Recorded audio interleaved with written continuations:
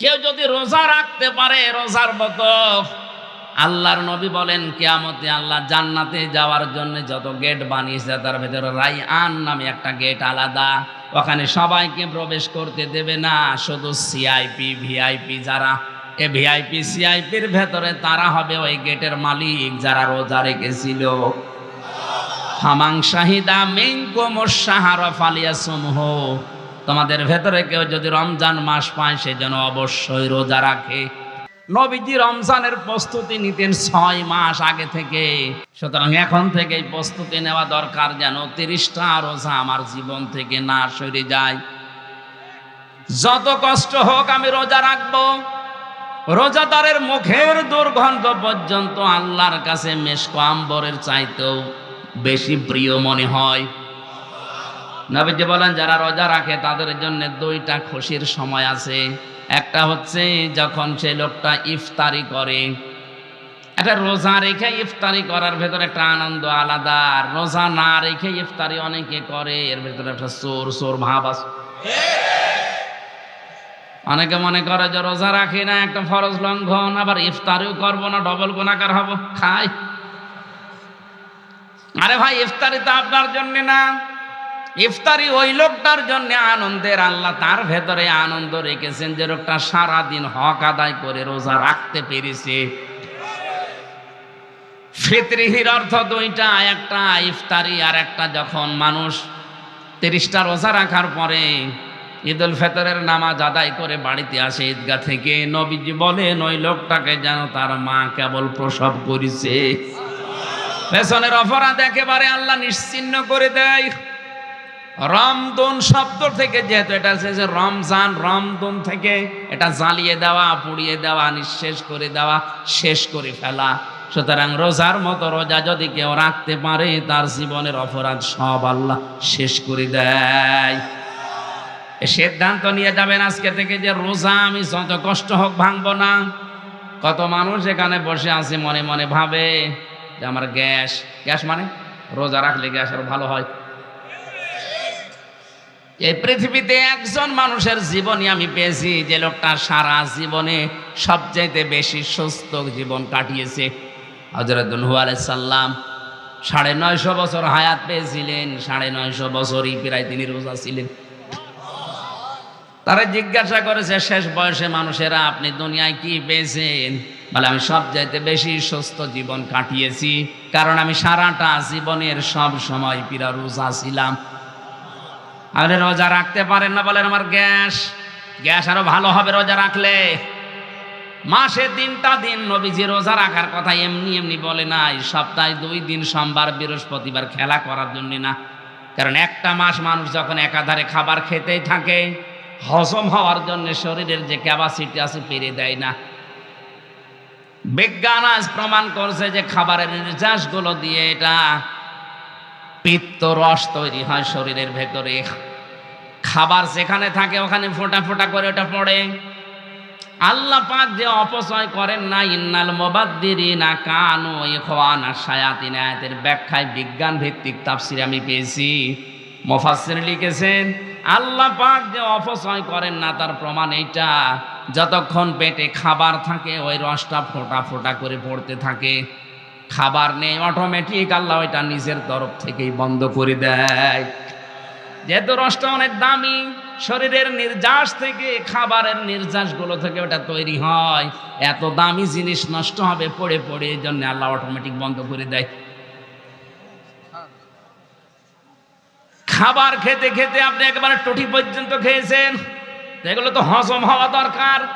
এই জন্য নবীজির সুন্নাত হচ্ছে খাবারের আগে 3টা, 1 ভাগ খাবার, 1 ভাগ পানি, আর 1 ভাগ হজম করার জন্য খালি রাখা। নবীজি বলেন এরপরে যদি কিছু মিষ্টি জাতীয় খাবার খাও তাহলে হজম করার জন্য এটা সাহায্য করবে। আর আমরা একেবারে ঠোঁট পর্যন্ত খাই, খেতে খেতে আর জায়গা নেই, তারপরে হজম হবে কিসে? এই জন্য অধিকাংশ মানুষের ভুঁড়ি বড় হয় আর বুক ছোট হয়ে যায়। এ পৃথিবীর যত নবীর জীবনী পড়েছি প্রতিটি নবীর বুক ছিল বড়, পেট ছিল ছোট। আর আমরা এমন উম্মত হয়ে দাঁড়িয়েছি আমাদের বুক নেই, শুধু পেট। এত বড় বড় ভড়ি হয়, মহিলারা লজ্জা পায়, আল্লাহ ছেলে মেয়ে হয় আমাদের আর ভড়ি হয় ওর। কি ভড়ি? আখেরি ভড়ি। কোলাকুলি করতে গেলে বুক পাওয়া যায় না। বেশি যারা খাবার খায় দেখবেন দুইটা জিনিস বড় হয় তাড়াতাড়ি, একটা মোষ আর একটা ভড়ি। এত বড় বড় মোষ হয়ে যায়, জেনারেল ওসমানের মতো পাকিয়ে রাখে, উকুন হয় ভেতরে, টের পায় না। কুষ্টিয়ার বড় বাজারে একবার এক চাষারে বললাম, চাষা আপনার মোষগুলো তো কাঁচা ছিল, পাকলো কবে? বলছে ভাতিজা মোষ পাকা না, দুধ খেতে যে সর লিগিস। কি বড় মোষ, চিন্তা করে, যেটা রাখার দরকার ওটা রাখে না। নবীজির উম্মত দাবি করলে দাড়ি আপনি লম্বা করবেন আর মোষ খাটো করবেন, এইটা আপনি রাখেন না, রেখে দিয়েছেন ওপরেরটা। আশা করছি যারা দাড়ি রাখেন একটু রাখেন, এক মুষ্টি পরিমাণে রাখেন, আপনার চেহারার সৌন্দর্য বৃদ্ধি হয়ে যাবে। যারা দাড়ি রাখে তাদের দুইটা ক্ষতি হয়। ডাক্তার জাকের নায়েকের যে 13 খণ্ড লেকচার আছে ওর ভেতরে আমি পেয়েছি, দুইটা ক্ষতি হবে দাড়ি কাটলে। যারা প্রতিদিন চাষে, এই ত্বক নষ্ট হয়ে যাবে। 2 নম্বরে যৌন শক্তি হারিয়ে যাবে। আপনি যুবক হওয়ার জন্য দাড়ি কেটে ইয়াং সাজেন, এদিকে ব্যাটারি যে লো হয়ে যাচ্ছে। আমি আর নিচে নামলাম না। এরপরেও যদি কেউ না রাখে, এ তার বিবেকের ওপরে দিলাম, যা। হ্যাঁ রাখবেন, হ্যাঁ, প্রত্যেকটি নবীর সুন্নত ছিল দাড়ি, দাড়ি রাখবেন। আমার কথা ছিল যেহেতু কোরআনের আমল রমজান, 2 নম্বরে রমজানের বিষয় আল্লাহ পাক বলেন, নবীজি বলেন, কিয়ামতে আল্লাহ যখন নিজে রোজাদারদের সাথে এসে সাক্ষাৎ করবেন, ওটা অন্য কেউ সাক্ষাৎ পাবে না, শুধু রোজা যারা রেখেছিল তারা আল্লাহর সাক্ষাৎ পাবে। বলেন সুবহানাল্লাহ। কোরআনের আমল যদি কেউ করে তার পুরস্কার কে দেয়? আমান হাকামা বিহি আদালা, যারা কোরআনের বিচার করে তারা ন্যায় বিচার কায়েম করতে পারে। মুসলমানেরা বাংলাদেশে কোরআনের বিচার আছে? এই বলেন, কোরআনের বিচার থাকলে আমি 3 বছর যে ভেতরে কাটালাম কোন কারণে? সিএমএম কোর্ট, জজ কোর্ট, হাইকোর্ট মিলিয়ে মামলাটা কতবার? ওনারা বলে হাইকোর্টের বিচারপতি বলে না আমি জানি না। আপনার চেয়ারে বসে থাকা দরকার কি? হাইকোর্টের বিচারপতি যদি একথা বলতে পারে, তাও মামলাটা 20-30 বার যদি ওঠার পরে যে আমি জানি না, আমি বিচার পাবো কার কাছে? কোরআনের বিচার যদি থাকতে কথা বলতে পারতো? বলেন বলেন। হযরত ওমরের জামানায় যে প্রধান বিচারপতি ছিল তিনিও তো বিচার করেছিলেন। হযরত ওমরের ছেলের বিচার তাও। এজন্য কোরআনের বিচার থাকলে সেখানে ন্যায় বিচার পাওয়া যায়, কোরআনের বিচার না থাকলে সেখানে অবিচার শুরু হয়। তার প্রমাণ আমরা নিজেরাই। অমাং দায়, হাদিসটা ভালো করে খেয়াল করুন। অমাং দায় ইলাইহি হাদা, যে ব্যক্তি কোরআন দিয়ে মানুষকে ডাক দেয় আল্লাহ নিজে তাকে হেদায়েতের উপরে রাখে। আপনি যদি হেদায়েতের উপরে থাকতে চান, শুধু জুব্বা গায়ে দিলে, পাগড়ি মাথায় দিলে, তসবিহ টিপলে হেদায়েতের উপরে থাকা যায় না। হেদায়েত একটা আলাদা জিনিস, এর উপরে থাকতে হলে আপনাকে জীবন মরণ নিয়ে হলেও কোরআন দিয়ে ডাকা লাগবে। কি দিয়ে? দাআ একালিফ টান আছে। অমাং দাআ ইলাইহি হাদা, যে ব্যক্তি কোরআন দিয়ে মানুষকে ডাকবে আল্লাহ নিজে তাকে হেদায়েতের উপরে রাখবে। হাদিসের শেষ কথা আরো মূল্যবান, ফাকাদ হুদিয়া ইলা সিরাতিম মুস্তাকিম, কেউ যদি কোরআনের ডাকে সাড়া দিতে পারে আল্লাহ নিজে তাকে সিরাতে মুস্তাকিম নসিব করে দেবে। প্রতিদিন নামাজের ভেতরে দাঁড়িয়ে যেটা আপনি চান, ইহদিনাস সিরাতাল মুস্তাকিম, হে আল্লাহ সহজ সরল স্থায়ী পথ আমাকে দান করো। আল্লাহ পাক বলেন কোরআনের ডাকে সাড়া দাও, তোমাকে আমি সিরাতে মুস্তাকিম দিয়ে দেব। সুতরাং আজকে আমি ডাক দেব কোরআন দিয়ে, আপনি সাড়া দিতে পারলে আমিও হেদায়েতের উপরে থাকতে পারবো, আপনাকেও আল্লাহ জান্নাতের পথ দেখিয়ে দেবে ইনশাআল্লাহ। দরুদ আর সালাম নবীজির উপরে পড়ে তেলাওয়াতকৃত আয়াত, এটা সবার মুখস্থ আছে আমি জানি, কিন্তু এর ভেতরে যে কি আছে যদি জিজ্ঞাসা করা হয় একজনও বলতে পারবে না। আমি কাবা শরীফ তাওয়াফ করার সময় 16 সালে আয়াতটা দেখলাম পড়ছে মানুষ। রুকনে ইয়ামিনী থেকে হাজরে আসওয়াদ, এই জায়গাটা লক্ষ লক্ষ মানুষেরা পড়ছে। এই আয়াতটা এই সময় দেখি লক্ষ লক্ষ মানুষেরা পড়ছে। আমি ওই সময় বুঝছিলাম না যে কেন এই আয়াত পড়ে। বাংলাদেশেও মানুষ একই আয়াত পড়ে, মোনাজাত করলেই বলে রব্বানা আতিনা ফিদ দুনিয়া হাসানা। কি আছে এর ভেতরে? বিশ্ববিদ্যালয়ে আসার পরে আমি 42টা তাফসীর এক জায়গায় মিলিয়েছিলাম, দেখি এর ভেতরে কি আছে। ব্যাখ্যাগুলো এক জায়গায় করে করে দেখো আল্লাহ দুনিয়া আখিরাতের সব এই আয়াতের ভেতরে ঢোকানো। আমরা আজকে তাফসীর আকারে কথা বলবো এই আয়াত থেকে। আছেন তো আধা ঘন্টা মতো? ইনশাআল্লাহ। সারা রাত থাকা যাবে না, আমার ফজরের নামাজ জামালপুর পড়া লাগবে। আমার ভাইরা এবার আসেন আমরা দেখি এর ভেতরে কি আছে। আল্লাহ রাব্বুল আলামিনের কাছে শুধু সারা জীবন দোয়াই করে গেলাম, রব্বানা আতিনা ফিদ দুনিয়া হাসানা। হে আল্লাহ দুনিয়ায় হাসানা দাও। আল্লাহ যদি বলে হাসানা কি, কি বলবেন আপনি? নাকে বলবেন রব্বানা আতিনা ফিদ দুনিয়া হাসিনা। আল্লাহ পাক বলেন যা হাসিনা তোরে দিয়েই দিলাম। হাসিনা মানে সুন্দরী আর হাসানা মানে কল্যাণ। হাসানা শব্দের 99টা অর্থ আছে।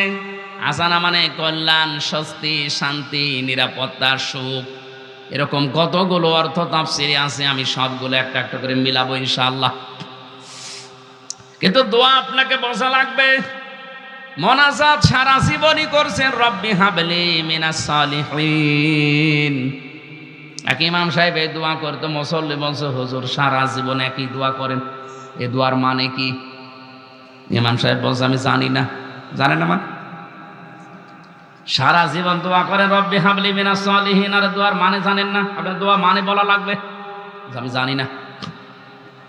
এক আলেমের কাছে গিয়ে বলে হুজুর বলেন তো আমাদের ইমাম সাহেব এই দোয়া পড়ে, দোয়ার মানে কি? ইমাম সাহেব এই দোয়া পড়ে তো দোয়া না, শুধু কোরআনের আয়াত। এর অর্থ হচ্ছে আল্লাহ তুমি আমাকে একটা নেককার সন্তান দাও। ও মুসল্লি মনে করছে যে হুজুরের মনে হয় ছেলে মেয়ে হয় না। যে বলছে হুজুর ছেলে মেয়ে কয়টা? 11টা। 11টা ছেলে মেয়ে, এরপরে দোয়া করেন আপনার লজ্জা আছে কেন? আপনি তো দোয়ার মানে জানেন না। আমি আজকে জেনে আসলাম ও দোয়ার মানে আল্লাহ তুমি আমাকে একটা নেককার সন্তান দাও। আপনার তো 11টা ছেলে মেয়ে আছে, এরপরও একই দোয়া পড়েন, আপনি কি দেশ ভরে ফেলাবেন? ইমাম সাহেব বলছে বাবাজি এ দোয়ার মানে এই, আমি যদি আগে জানতাম তো 10 বছর আগে দোয়া বাদ দিতাম। আমি তো জানি না, আমি পড়িয়েই যাই, আল্লাহ দিয়েই যায়। আপনি সেই ছোটবেলা থেকেই রব্বানা আতিনা ফিদ দুনিয়া হাসানা পড়ছেন, আসলে কি জানেন এর ভেতরে কি আছে? আমি ছোট্ট এই জীবনে আয়াতটা নিয়ে গবেষণা করে চিন্তা ভাবনা করে 16টা জিনিস পেয়েছি। কেউ যদি বলে আল্লাহ দুনিয়ায় হাসানা দাও, আল্লাহ বলেন দুনিয়ার হাসানা 10টা। কয়টা? দুনিয়ার কল্যাণ যদি কেউ পেতে চান এই 10টা জিনিস তাকে পাওয়া লাগবে। অফিল আখিরাতি হাসানা, আখিরাতের হাসানা দাও বলেন 5টা। ওই 5টা যদি কেউ পায় সে আখিরাতের হাসানা পাবে। ওয়াকিনা আযাবান নার, জাহান্নাম থেকে আমাদেরকে বাঁচাও। আল্লাহ পাক বলেন জাহান্নাম থেকে বাঁচার উপায় একটা। কয়টা? এখানে 10, এখানে 5, আরো 1, কত হয়? এই 16টা জিনিস আয়াতে আছে। আসেন আমরা তাফসীর আকারে প্রবেশ করি। জবান খুলে কোরআনের এই আয়াত একবার পড়েন। আউযু বিল্লাহি মিনাশ শাইতানির রাজীম। বিসমিল্লাহির রহমানির রহিম।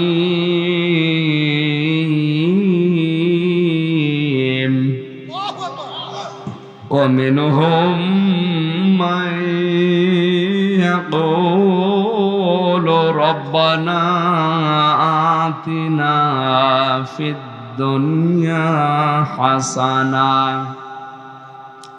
وفي الآخرة حسنة وقنا عذاب النار। সূরা বাকারা কোন সূরা? 286টা আয়াত আছে, 40টা রুকু আছে। আমরা মাত্র একটা আয়াত পড়েছি। আয়াতের সংখ্যা 201। আপনি ভাবেন তো এই একটা আয়াতের ভেতরে যদি আমার মতো ছোট মানুষের দৃষ্টিতে এত কথা ধরা পড়ে, পুরা কোরআন শরীফের ৬,৬৬৬ আয়াতে কত কথা আছে আপনার মাথায় ধরবে না। এই জন্য আল্লাহ জানিয়েছেন কোরআনে, কুল্লাউ কানাল বাহরু মিদাদাল লিকালিমাতি রব্বি লানাফিদাল বাহরু ক্বাবলা আন তানফাদা কালিমাতু রব্বি ওয়ালাউ জিনা বিমিসলিহি মাদাদা। হে নবী, আপনি বলেন তামাম দুনিয়ার সব পানি যদি কালি হয়ে যায়, যত গাছ আছে সব যদি কলম হয়ে যায়, দুনিয়ার জিন আর মানুষেরা যদি তোমার রবের এই কথার ব্যাখ্যা লেখা শুরু করে, তামাম দুনিয়ার পানি একদিন শুকিয়ে যাবে, কোরআনের ব্যাখ্যা লিখে কোনোদিন শেষ হবে না। এই জন্য কোরআনে কারিমের তাফসীর শুনতে হলে এরকম মন নিয়ে শুনতে হয়, দিলের কান লাগিয়ে থাকবেন। অমিনহুম, তাদের ভেতরে অনেক মানুষ এমন আছে, মাইয়াকুলু, যারা বলে, বুঝতেছেন? দুনিয়ার ভেতরে অনেক মানুষ এমন আছে, আল্লাহ বলেন তারা বলে, ইয়াকুলু, এটা মুজারি, বর্তমান, ভবিষ্যৎ, প্রেজেন্ট, ফিউচার, এখন বলছে, ভবিষ্যতেও বলবে। এরকম কিছু মানুষ আছে। কি বলবে? রব্বানা আতিনা ফিদ দুনিয়া হাসানা, হে আল্লাহ তুমি আমাদেরকে দুনিয়ায় হাসানা দাও, কল্যাণ দাও।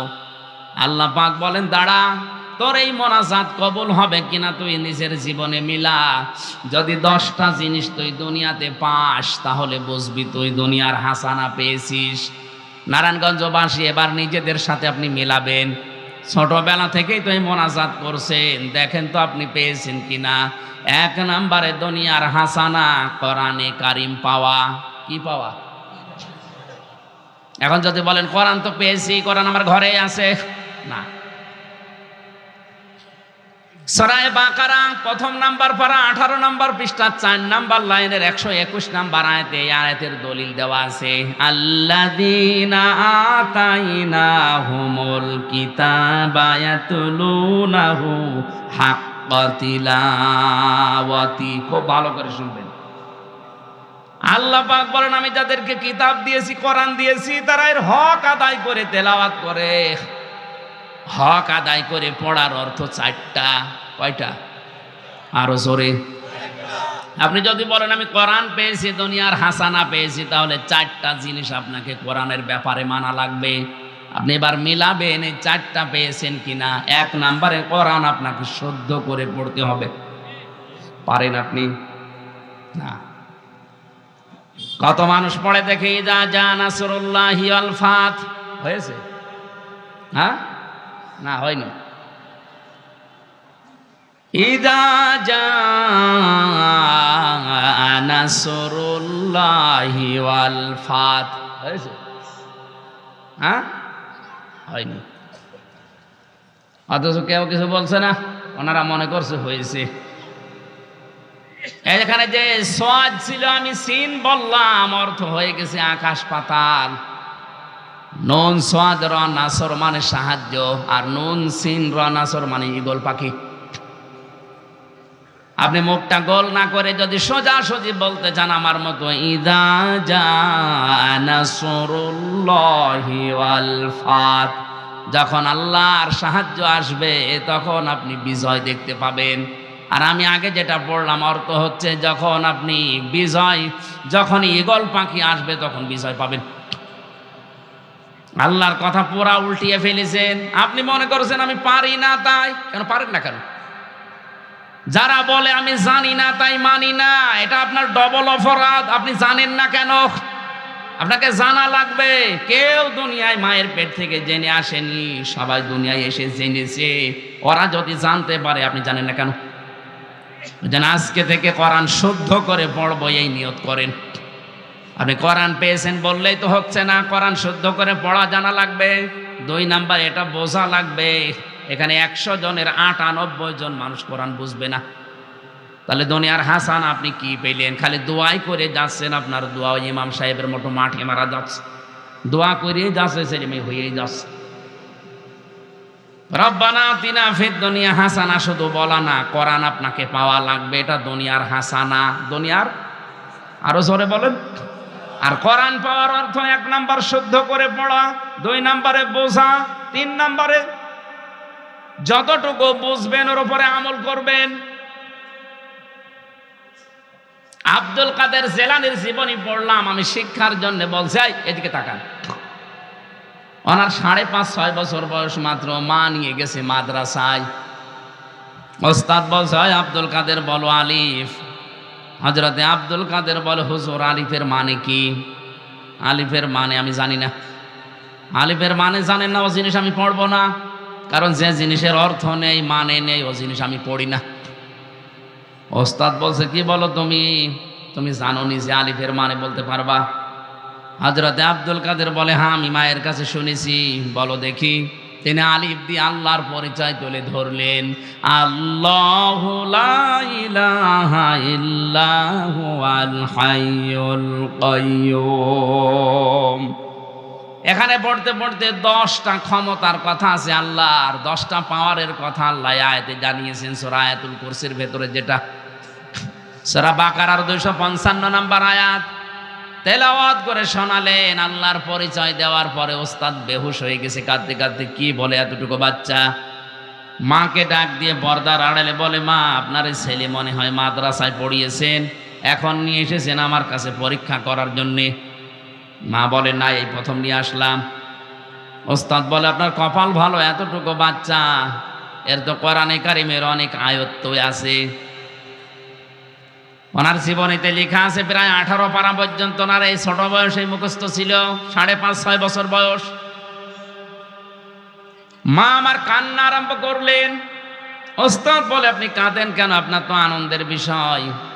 মা বলে কাঁদি এই জন্যে, আমার এই ছোট্ট বাচ্চা পেটে যখন ছিল তখন প্রতিনিয়ত আমি কোরআন পড়তাম। আজ কত মহিলা প্যান্ডেলে বসে আছে, ওরা সন্তান পেটে রেখে সূরা ইউসুফ পড়ে না, সূরা মুহাম্মদ পড়ে না, ওরা সারাদিন বসে দেখে স্টার জলসার স্টার প্লাস। পেট থেকে আব্দুল কাদের জেলানি আসবে না কটকটি আসবে? আসে ও কটকটি আর রং কিরণমালা। মেয়েদের কয়েক ইঞ্চি পেট, এটা খুব দামি জায়গা। এখানে কত মানুষের নজর পড়ে, সবার নজর কি ভালো? অনেকে বলে হুজুর আমি ভালো নজরে তাকাই, এটা টাটকা শয়তান। তোমার নজর কত ভালো?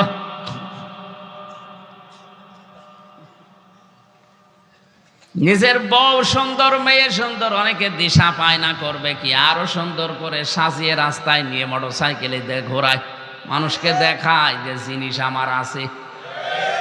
তো জিনিস আমি করবো কি? জিনিস আছে তোর নিজের জন্যে। আর ওইটা রাস্তা দিয়ে মোটরসাইকেলে করে নিয়ে যায়। এই যুব সংঘের যুবকরা দেখে আর বলে আল্লাহ মাল গেল। বলবে তো, আপনার বউকে দেখে মেয়েকে দেখে কেউ যদি বলে মাল গেল, ওই মালের পেটে আর ভালো মাল আল্লাহ দেবে না। শেষে আপনার বাচ্চা হবে ঠিক, কিন্তু হবে ডিপজল। খাইছে তোরে, আশা করছে আপনার পেটটা আপনি সংরক্ষণ করেন। আব্দুল কাদের জেলানি যে মায়ের পেটে এসেছিল, ওই মায়ের পেট আর আপনার পেট আকাশ পাতাল। আব্দুল কাদের জেলানির মা বলে আমার এই সন্তান পেটে রাখা অবস্থায় প্রতিনিয়ত আমি কোরআনে কারিম পড়তাম। শুধু কোরআন পড়েছি তা না, এই সন্তানটা জন্ম নেওয়ার পরে একে আমি পাশে বসিয়ে ফজরের নামাজ আদায় করে যখন তেলাওয়াত করতাম, আমি নিজেও কোরআনের হাফেজা। আমার এই ছোট্ট বাচ্চা আমার মুখের দিকে তাকিয়ে মুখ মেলাতো। আমার আফসোস হয় এই কারণে, আমি যদি আর একটু কষ্ট করে পুরা কোরআনটা এভাবে প্রতিনিয়ত পড়তাম, আমার এই ছোট বাচ্চা এতটুকু বয়সে 30 পারা কোরআনের হাফেজ হয়ে যেত। আব্দুল কাদের জেলানি এমনি হয় না, পেটে মায়ের পেট তৈরি করা লাগবে ওই রকম ভাবে। কোন মহিলাকে নবীজি কিন্তু দাজ্জুস বলেন না। আর দাজ্জুস লা ইয়াদখুলুল জান্নাহ, এটা মুযাক্কার শব্দ, পুরুষ। ওই পুরুষ দাজ্জুস যার মেয়ে, যার বৌমা, যার বউ, যার বোন বেপরদায় চলে, ওই পুরুষকে নবীজি দাজ্জুস বলেছেন, আর দাজ্জুসের জন্য জান্নাত হারাম। আর দাজ্জুস লা ইয়াদখুলুল জান্নাত, দাজ্জুস জান্নাতে যাচ্ছে না, যাবে না। ইয়াদখুলু মোজারে বর্তমান ভবিষ্যৎ, প্রেজেন্ট ফিউচার। এই হাদিসের ব্যাখ্যায় পড়েছি, কোন মহিলা বেপরদায় চলার কারণে যদি জাহান্নামী হয়ে যায়, কমপক্ষে 4 জন পুরুষ মানুষ সাথে নেবে। তার বাবাকে নেবে, তার বড় ভাইকে নেবে, তার নিজের স্বামীকে নেবে, তার বড় ছেলেকে নেবে। ও বাংলার মুসলমানেরা, এই জন্যই তো পর্দা পর্দা পর্দার কথা বারবার বলা হয়। ওরা যদি জাহান্নামে চলে যায়, তাহলে হয়তো আপনি কারো বাবা, কারো স্বামী, কারো বড় ছেলে, নাই কারো বড় ভাই, আপনি বাঁচতে পারবেন? বলেন। কোরআনের উপরে আমল বাড়াতে হবে আমাদের। শুধু আমল বাড়ালেই হবে না, এই আমলটা মানুষের কাছে পৌঁছিয়ে তাকে মানার মতো ব্যবস্থা করে দেওয়া লাগবে। আজ কোরআনের আমল বাংলাদেশে করা সহজ না কঠিন? আগুন হাতে রাখার মতো কঠিন। এখন কোরআনের আমল করা খুব কঠিন হয়ে দাঁড়িয়েছে। যে 4টা অর্থ বললাম, শুদ্ধ করে পড়া, বোঝা, আমল করা, আর মানুষকে আমল করানোর জন্য পরিবেশ তৈরি করে দেওয়া। আপনি বলেন তো, এই 4টা কাজ বাংলাদেশে আমরা পারছি? তাহলে দুনিয়ার হাসানা আমরা পাইনি, খালি মোনাজাতি শেষ। 2 নম্বরে দুনিয়ার হাসানা হচ্ছে কেউ যদি কোরআনের হেদায়েত পায়। এই যে নরসিংদীর গিরিশচন্দ্র সেন, বেটা হিন্দু, ও কোরআন পেয়েছে, কোরআন পড়েছে, বুঝেছে, লিখেছে, কিন্তু কোরআনের হেদায়েত পায়নি। এই জন্য মারা যাওয়ার পরে জানাজাও হয়নি, কবরেও দেয়নি, পুড়িয়ে ফেলেছে। আপনিও কোরআন পড়বেন, বুঝবেন, লিখবেন, কিন্তু কোরআন থেকে হেদায়েত নেবেন না। আপনাকে আল্লাহ জান্নাতে দেবেন, ওই হিন্দুর মতো আপনারও পুড়িয়ে ফেলবে জাহান্নামের আগুন দিয়ে। 3 নম্বরে কোরআন পাওয়ার অর্থ, হাসানা পাওয়ার অর্থ হচ্ছে পরিশ্রম করতে পারা। আপনি যদি পরিশ্রম করতে পারেন, বুঝবেন আপনি দুনিয়ার হাসানা পেয়েছেন। আর অধিকাংশ মানুষ খালি বসে বসে খাওয়ার ধান্দা। আপনি বলেন তো, আমি পীর বিরোধী না। 48,000 পীরের কোন কাজ আছে বলেন? শুধু দরবারে বসে বসে হু হু করে আর হাদিয়া পাচ্ছে। দুনিয়ায় কোন নবী বসে খেয়েছে? আপনি তাদের জীবনী দেখান। হযরতে আদম নবী চাষ করে খেত, দাউদ নবী কামার ছিল, লোহা পিটে সোজা করত, আমাদের নবী মুহাম্মদুর রাসূলুল্লাহ ব্যবসা করত। এই কথা বলছেন না কেন? এই জন্যই তো আল কাসিবু হাবিবুল্লাহ, যারা কাজ করে খায় এরা আল্লাহর বন্ধু। এই রমজানে সিদ্ধান্ত নেবেন, আপনার কর্মের দ্বারা অন্তত 10টা এলাকার মানুষ যেন, এলাকায় 10টা মানুষ হলেও যেন তারা কর্মসংস্থান খুঁজে পায়। কুনতুম খায়রা উম্মাতিন উখরিজাত লিন-নাস, তোমরা শ্রেষ্ঠ জাতি, তোমাদেরকে মানুষের কল্যাণের জন্য আল্লাহ বের করেছে। আপনার দ্বারা যদি মানুষের কল্যাণই না হয়, উপকার না হয়, আপনি আর কুকুর সমান। আজকের মাহফিলের সভাপতি রফিক সাহেব হাজার হাজার মানুষের কর্মসংস্থান এই রংধনু গ্রুপের মাধ্যমে করে দিয়েছে। প্রধানমন্ত্রী শেখ হাসিনার জীবনে কিছু কবুল হবে কিনা আমি জানি না, তবে একটা কথা আমার খুব ভালো লাগে, এই যে একটি খামার, একটি বাড়ি, এই প্রকল্পটার মাধ্যমে লক্ষ লক্ষ মানুষেরা মাথা গোজার ঠাঁই পেয়েছে আর একটা কর্মসংস্থান পেয়েছে। এক কথা বলছেন না, তার কাজটা ভালো না? দারিদ্র মুক্ত করার জন্য চেষ্টা চালিয়ে যাচ্ছে। হ্যাঁ, দুর্নীতি হয়েছে এই প্রকল্পে, হয়তো রডের জায়গায় কিছু বাঁশ দেওয়া আছে, তো কাজ তো হয়েছে। যারা করেছে দোষ তাদের, ওনার দোষ, উনি তো ঠিকই বাজেট দিয়ে দিয়েছে। যারা এই কাজের দায়িত্বে ছিল তারা হয়তো কিয়ামতে জবাব দিয়ে পার পাবে না, কিন্তু উনি তো প্রকল্প চালু করে দিয়েছে যে একটা মাথা গোজার ঠাঁই হবে আর একটা কর্মসংস্থান তৈরি হবে, কর্মজীবন তৈরি হয়ে যাবে। মানুষ যেন হাত না পাতে মানুষের কাছে, কারণ এই হাতটা আল্লাহর কাছে খুব নিকৃষ্ট, এই হাতটা আল্লাহর কাছে দামি। সুবহানাল্লাহ বলতে পারেন না? সভাপতি সাহেবের দ্বারা যত মানুষের কর্মসংস্থান তৈরি হয়েছে, এই মানুষগুলো ডাকাতি, চুরি, ছিনতাই, চাঁদাবাজি, মাস্তানি করে বেড়াতো। এদের নিজেদের কর্মসংস্থানের মাধ্যমে হাজারো মানুষ তাদের পরিবারস্থ লোকদের 2 বেলা 2 মুঠো খাবার দিতে পারছে। আল্লাহর আরো সেই মানুষটার উপরে খুশি, যেই মানুষটার দ্বারা মানুষের উপকার হয়। জোরে বলেন সুবহানাল্লাহ। এজন্য পরিশ্রম করবেন, পরিশ্রম করতে পারা এটা দুনিয়ায় হাসানা। 4 নম্বরে নিরাপত্তা পাওয়া দুনিয়ায় হাসানা। আজ আমরা নিরাপত্তা পাই না। কত মেয়ে কলেজে বিশ্ববিদ্যালয়ে যায়, মা যায় না, মাঝে বসে দোয়া করছে, আল্লাহ মেয়ে আসবে একা না জামাই নিয়ে। আর হাসানা সুখ আর শান্তি। সুখ বলা হয় 3টা জিনিসকে, শান্তি বলা হয় 4টা জিনিসকে। 6 নম্বরে দুনিয়ার হাসানা ধৈর্য ধারণ করতে পারা। বিপদ যত কঠিন হোক যদি ধৈর্য ধারণ করতে পারেন, এটা দুনিয়ার হাসানা আপনি পেয়েছেন।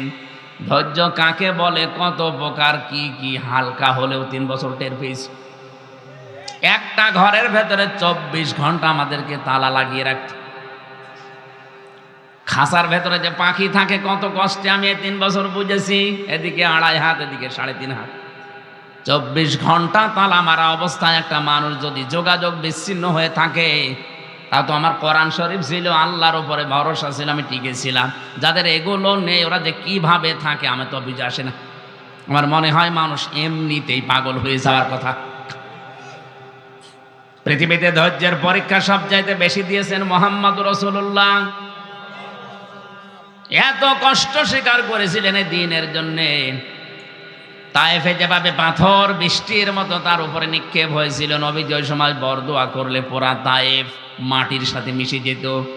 আল্লাহর নবী বলেছিলেন, না এরা আমাকে চিনতে পারে নাই, ও জিবরাইল এদেরকে যদি শেষ করে দাও তাহলে আমি কার কাছে কালেমা পৌঁছাবো। আমাদেরও দ্বীনের জন্য, ইসলামের জন্য কষ্ট আসবে, ধৈর্য ধারণ করতে পারা এটা দুনিয়ার হাসানা। 8 নম্বরে দুনিয়ার হাসানা নেক সন্তান পাওয়া। কি পাওয়া? সন্তান যেন ভালো হয়, এটা দুনিয়ার হাসানা। ভালো সন্তান ওইটা যেটা ডাল খায়, বাবা খায়। কোনটা? কয়েকদিন আগে একটা ভিডিও ভাইরাল হয়েছে, 4 ভাই আর 2 বোন, 6 জন মিলে তার বাবাকে নিজেদের নামে সম্পদগুলো সব লিখে নিয়ে বাবাকে রাস্তায় ছেড়ে দেবে সিদ্ধান্ত নিয়েছে। অবশ্য সুবহানাল্লাহ। হ্যাঁ, কোথায় পড়ে আপনি? না না, সুবহানাল্লাহ বলার পেছনে একটা কারণ থাকতে পারে। এই লোকটারও দোষ আছে। 6টা ছেলে মেয়ে, আল্লাহর পরে যে মা বাবার স্থান, এই শিক্ষা ওই ছেলে মেয়ের একটাও পায়নি। ওরা সম্পদ নিজের নামে লিখে নিয়ে বাবার রাস্তায় ছেড়ে দেবে না, করবে কি? এই জন্য আপনাকেও হয়তো শেষ বয়সে রাস্তায় ছেড়ে দিতে পারে আপনার সন্তান, যদি আপনি কি এটা আপনার সন্তান না জানে। আমি রাঙ্গামাটি থেকে আসার সময় এক বৃদ্ধাশ্রমে দেখতে গিয়েছিলাম, ওই লঙ্গদুতে। যে দেখি বৃদ্ধাশ্রমে এক মহিলা তার ছেলেকে নিয়ে কাঁদতেছে। ডাক দিয়ে বললাম, কি হয়েছে? ওর মা বলছে, বাবা আমি যখন মারা যাব তখন এই ফ্যানটা পাল্টিয়ে দিবি। ছেলে বলছে, মা তুমি তো মরিয়ে যাবে, এবার ফ্যান পাল্টিয়ে করবো কি? যে না, আমি কর্তৃপক্ষ কি বারবার বলি কিন্তু আমার কথা শোনে না। আমি তো জানি তোর ফ্যান ছাড়া ঘুম হয় না, তুই আমার সাথে যা করলি কিছুদিন পরে তোর ছেলে মেয়েরা এইটাই করবে, তোরে এই জায়গায় রেখে যাবে। তোর তো ফ্যান ছাড়া ঘুম হয় না, এই জন্য তোরে আগে থেকে সতর্ক করলাম। ওই অবস্থায় দেখলাম হাতের ওপর ওর মা মরে গেল। হাও মাও করে কেনতে মায়ের পা জড়িয়ে বলছে, হুজুর এ দোষ শুধু আমার একা না, এ দোষ আমার বউর। আমার বউ প্রতিদিন আমারে ফসলায়, এই বুড়ি যদি বাড়ি থাকে তোমার ভাত আমি খাবো না। আমার 2টা সন্তান আছে, তাদের মুখের দিকে তাকিয়ে আমি তালাকও দিতে পারি না। বাধ্য হয়ে 3 মাস আগে মাকে আমি রেখে গেছি এখানে। আজকে মাটা আমার মারা গেল। ও নারায়ণগঞ্জবাসী, আমার তো মনে হয় এই কলেজের অধ্যাপক রাঙ্গামাটির উনি একা না, এখানে অনেক মুরব্বী আছে যারা তাদের পরিবারের কাছে ঠিক ওই রকমই। না আমরা পারছি না। অথচ কোরআনে কারিমে আল্লাহ এমন সুন্দরভাবে উদাহরণ দিয়েছেন, আপনি আশ্চর্য হয়ে যাবেন এটা শুনলে। খুব খেয়াল করে শোনেন তো যারা আলেম আছেন। অখফিদ লাহুমা জানাহাজ যুল্লি মিনার রাহমা, এ পর্যন্ত বলি। আপনি ইমাম না? এই আয়াতটা ঠিক আছে। অখফিজ, খফজন মানে ডাউন করার পরে ফল করে দেওয়া, আল্লাহ বলেন ডাউন কর, ফল কর। জানাহন মানে ডানা, জানাহন মানে আমাদের ডানা আছে। কথা বলছেন না কেন? তাহলে আয় ভুল না, মানে আমাদের তো ডানা হয় না, তো ডানা দিলেন কেন? আমাদের হয় হাত। আল্লাহ হাত দিতে পারতেন এদুন, জানাহন ডানা দিয়েছেন এই জন্যে। মানুষের ডানা নেই, মানুষের আছে হাত। আল্লাহ পাখির কাছ থেকে ডানা হাওলাত করলেন। কেন? ডানা হাওলাত করার আর জায়গা নেই। এরোপ্লেনের ডানা আছে, হেলিকপ্টারের ডানা আছে। কথা বলছে না কেন? তাদের ডানা হাওলাত না করে পাখির ডানা নিলেন কেন? খুব খেয়াল করেন আল্লাহ কিভাবে সেট করেছেন। পাখির ডানা নিয়েছেন এই কারণে, কারণ এরোপ্লেনের ডানা, হেলিকপ্টারের ডানা, এটা ডাউন হয় কিন্তু ফল হয় না। ফল হলে উড়বে না। আর ওটা শক্ত, ওর ভেতরে কোনো মোলায়েম জিনিস নেই। কিন্তু পাখির ডানার ভেতরে এই যে পর আছে, পালক আছে, এটা এত সফট, এত কোমল, এত নরম। একটার সাথে যখন একটা মিশে যায়, বাচ্চাগুলো যখন ওর নিচে আশ্রয় নেয়, তখন একটা অনির্বচন সুখ অনুভব করে। এই কারণেই কিচির মিচির আওয়াজ দেয়। বাচ্চাগুলো তখন মনে মনে ভাবে, আমার এই মায়ের ডানার নিচে যতক্ষণ আছি, দুনিয়ার কেউ আমাদের কিছু করতে পারবে না। আল্লাহ পাক বলেন জানা হাজুল্লি মিনার রহমা, তোর নম্রতার ডানা, এ ডানার যে ছায়া, এইটা তোর মা বাবার উপরে বিছিয়ে দে। পাখির বাচ্চারা যেমন মনে করে কোনো চিন্তা নেই, মা বাবা যেন মনে করে আমার মিজান থাকতে আমার কোনো চিন্তা নেই। এটাকে মনে করতে পারে না? পারছে না। আজ হাজারো বউর কারণে এটা পারে না। আর এই বউকে ফসলায় ওর মা আর ওর বোন, ওখান থেকে বারবার শুধু বুদ্ধি দেয়, আলাদা হও, আলাদা হও, আরামে খেতে পারবা। আপনি মানুষ, এর পেছনে যে 25 বছর শ্রম দিলে ওর মা বাবা, আর তুমি 2 দিন এসে বারবার ফসলাও। একটা বারের জন্য চিন্তা করো না, এই লোকটাকে এই পর্যন্ত আনতে ওর পেছনে শ্রম দিয়েছে কোন ফেরেশতা? কে দিয়েছে? ওর মা বাবা। আর তাকে এখন আলাদা করে রাখো।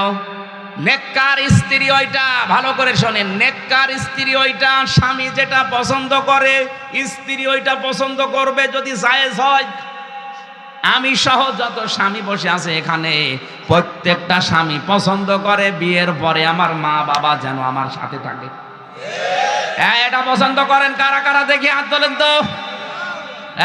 ভিডিও কই? ওই দিকে মারো। ওই মহিলা প্যান্ডেলে যারা বসে আছে ওদের দেখাও। প্রত্যেকটা স্বামী চাই।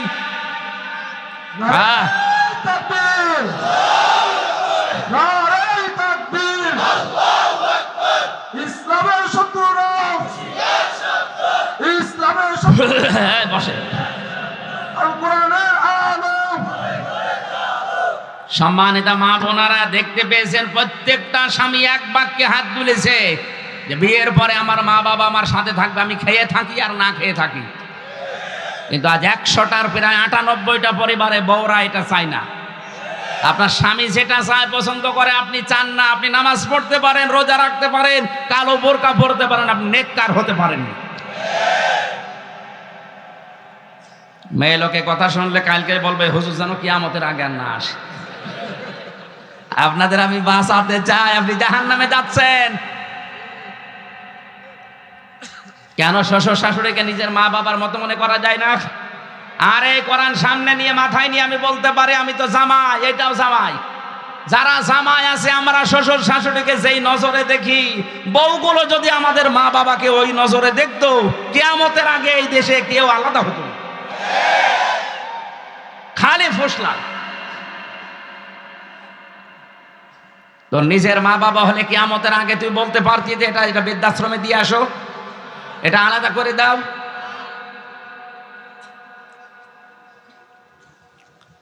আল্লাহ এত সুন্দর করে উদাহরণ দিলেন। পুরা কোরআন শরীফ আমি সবচাইতে বেশি উদাহরণ পেয়েছি মা আর বাবার জন্য। এত ব্যাখ্যা আল্লাহ নিজে দিয়েছেন, কারণ আল্লাহ জানে যে আমার পরে সবচাইতে বেশি এই হামজার পেছনে শ্রম দিয়েছে ওর মা আর বাবা। এত কষ্ট করা লাগে। মানুষ সর্বোচ্চ কষ্ট সহ্য করতে পারে 45 ইউনিট। কত? 45 ইউনিটের বেশি কষ্ট দিলে মানুষ মারা যাবে। অথচ একটা সন্তানকে দুনিয়ার মুখ দেখাতে মা কষ্ট সহ্য করে 57 ইউনিট। বিজ্ঞান আশ্চর্য হয়ে গেছে, মানুষ বাঁচে কি করে।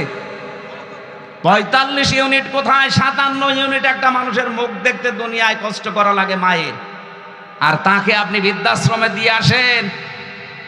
ওরকম 14টা বউ তালাক দেওয়া দরকার।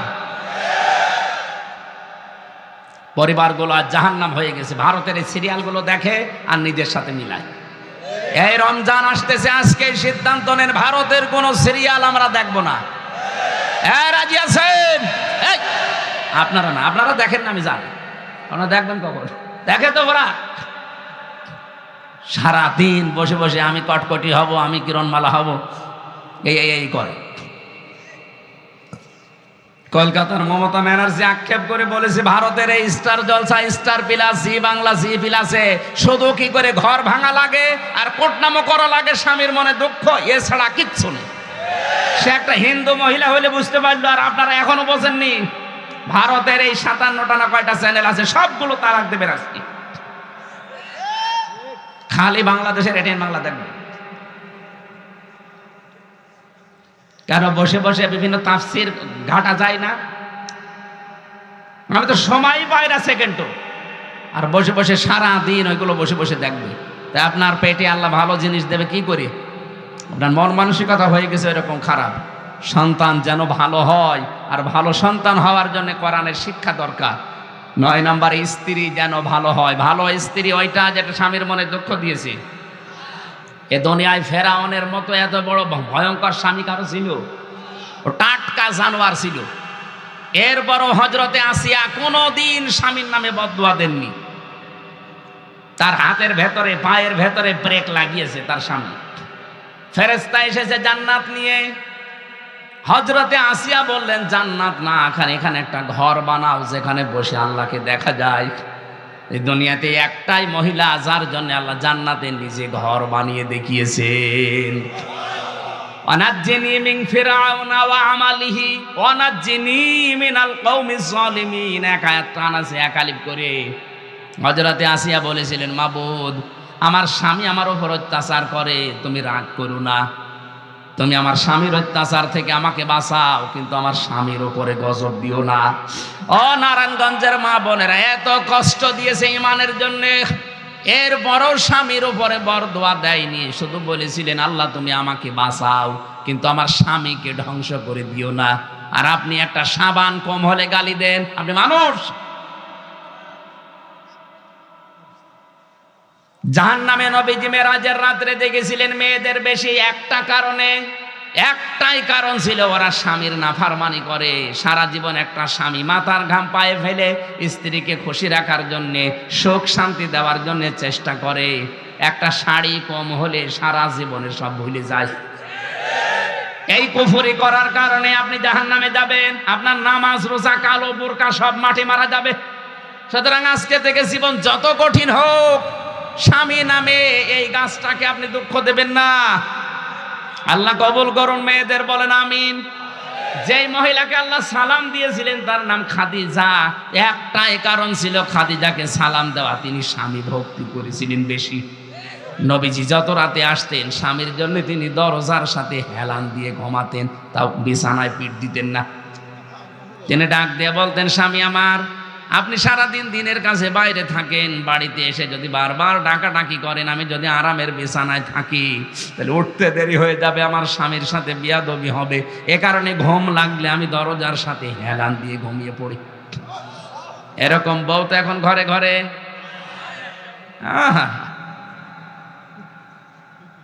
হ্যাঁ, ওরা রাত জেগে থাকে, কিন্তু আপনার জন্য না, সিরিয়ালের জন্য।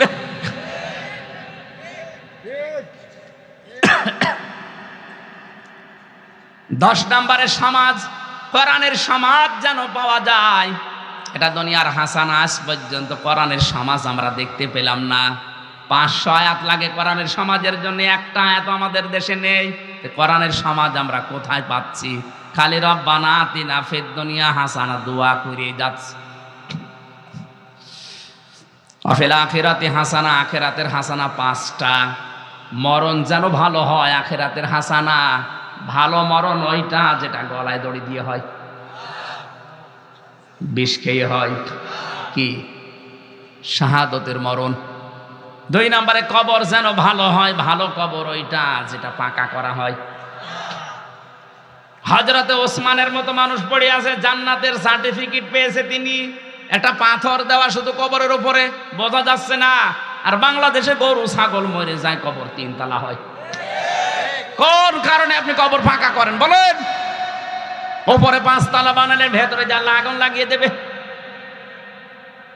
এই কবর পূজা, পীর পূজা, মাজার পূজা এটা বন্ধ করা দরকার। কোন কবর পাকা করা জায়েজ নেই। কোন কারণে পাকা করবেন আপনি? আপনার কবর কি ওসমানের চাইতে দামি হয়ে গেছে? 3 নম্বরে হাসর যেন ভালো হয়। দুনিয়ায় যার সাথে আপনি মহব্বত করবেন, চলাফেরা করবেন, কিয়ামতে তার সাথে হাসর হবে। 4 নম্বরে হাউজে কাউসারের পানি যেন পাওয়া যায়। 5 নম্বরে বিনা হিসাবে যেন আল্লাহ জান্নাতে দিয়ে দেয়। 5টা হচ্ছে আখিরাতের হাসানা। ওয়াকিনা আযাবান নার, জাহান্নাম থেকে বাঁচার উপায় একটা। কেউ যদি দুনিয়ায় দিন কায়েমের জন্য চেষ্টা চালায়, ওর আর কিছু না হোক, আল্লাহ ওরে জাহান্নামে দেবে না। এজন্য দুনিয়ায় টার্গেট থাকা লাগবে, আপনি যাই করেন দিন যেন, ইসলাম যেন এই দেশে কায়েম হয়। আল্লাহ আমাদেরকে এই 16টা কাজ আয়াত থেকে নেওয়ার তৌফিক দিন, আমিন, আল্লাহুম্মা আমিন। রব্বানা যালামনা আনফুসানা ওয়া ইল্লাম তাগফির লানা ওয়া তারহামনা লানাকুনান্না মিনাল খাসিরিন। রব্বুল আলামিন, চাতক পাখির মতো নারায়ণগঞ্জ, রূপগঞ্জের এই মাসিরা এলাকার দিকে তাকাও। তোমার বান্দা বান্দিরা কোরআনে কারিম শোনার জন্য এরা নিস্তব্ধ হয়ে বসে আছে। আমি আয়াতের ব্যাখ্যা যদি এখনো করতাম, কেউ বাড়ি যেত না। কোরআন শোনার জন্য যাদের এত আগ্রহ, এই মানুষগুলোকে ওমরের মতো বানিয়ে দাও। সওয়াব যদি দিয়েই থাকো, কোটি কোটি গুণে বাড়িয়ে দাও। কিয়ামতে যিনি সুপারিশ করে জান্নাতে নিয়ে যাবে, ওই নবীর রওজায় পৌঁছিয়ে দাও। দুনিয়ার মাটির নিচে যারা ঈমান নিয়ে ঘুমিয়ে গেছে, আল্লাহ মাফ করে দাও। এ মাহফিলের আয়োজন করতে গিয়ে তোমার যে বান্দারা শ্রম দিয়েছে, তাদের শ্রম মঞ্জুর করেও। আল্লাহ তাআলা বিভিন্ন কায়দা যারা এই 3-4 দিনের ভেতরে টাকা পয়সা খরচ করে বিশাল আয়োজনে আঞ্জাম দিল, এ মানুষগুলোর টাকা পয়সাগুলো, শ্রমগুলো ওসমানের সাথে কবুল করে নাও। মাহফিলের সম্মানিত সভাপতি বড় ভাই আলহাজ রফিকুল ইসলাম রফিক, তার জীবনের ভালো ভালো কাজগুলো কবুল করো। তার জীবনের অন্যায় কাজগুলো আল্লাহ তুমি মাফ করে দাও। তার মা বাবা কবরে আছে, আল্লাহ মা বাবার কবর জান্নাতুল ফেরদাউস বানিয়ে দাও।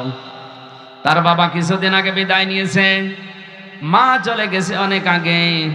আল্লাহ মা বাবার কবর তুমি জান্নাতুল ফেরদাউসের সাথে সংযোগ করে দাও। তার ছোট ভাই মিজানুর রহমান মিজান হাত তুলেছে, মা বাবার জন্য সন্তান দোয়া করলে তুমি নাকি ফেরত দাও না। আল্লাহ তাআলা তোমার ওই মুরব্বী বান্দা বান্দির জন্য আমরা দোয়া করছি, রফিক ভাইয়ের মা বাবাকে মাফ করে দাও। আজকের মাহফিলের প্রধান অতিথি গোলাম মর্তুজা, তোমার এই গোলামকে কবুল করে নাও। আল্লাহ তাআলা তার বাবা এলাকার দায়িত্বশীল, তার বাবাকেও মঞ্জুর করো। যত মানুষ কোরআনে কারিমের জন্য এখানে এসেছে, কাউকে তুমি খালি হাতে ফেরত দিও না। আল্লাহুম্মা লা তারুদ্দানা খায়বিন, একেবারে খালি হাতে ফেরত দিও না। মনের ভেতরে যার যে কামনা বাসনা আছে, আমাদের জায়েজ আশাগুলো পূর্ণ করে দাও। সারাটা জীবন অপরাধ করে জীবনটা নষ্ট করে ফেলেছি, হাত উঠায়া কথা বলবো ভয় করে, লজ্জা করে। জীবনের অপরাধের দিকে তাকিও না, তোমার রহমতের দিকে তাকাও। জিন্দিগির গুনাহগুলো মাফ করে দাও। সম্মানিত মা বোনদেরকে খাদিজার মতো, আসিয়ার মতো বানিয়ে দাও। এলাকার মাটির নিচে যত মানুষ ঘুমিয়ে আছে, আল্লাহ কবরগুলো জান্নাতুল ফেরদাউস বানাও। প্রধানমন্ত্রী শেখ হাসিনা থেকে শুরু করে যারা দায়িত্বে আছে, সততার সাথে পালন করার তৌফিক দাও।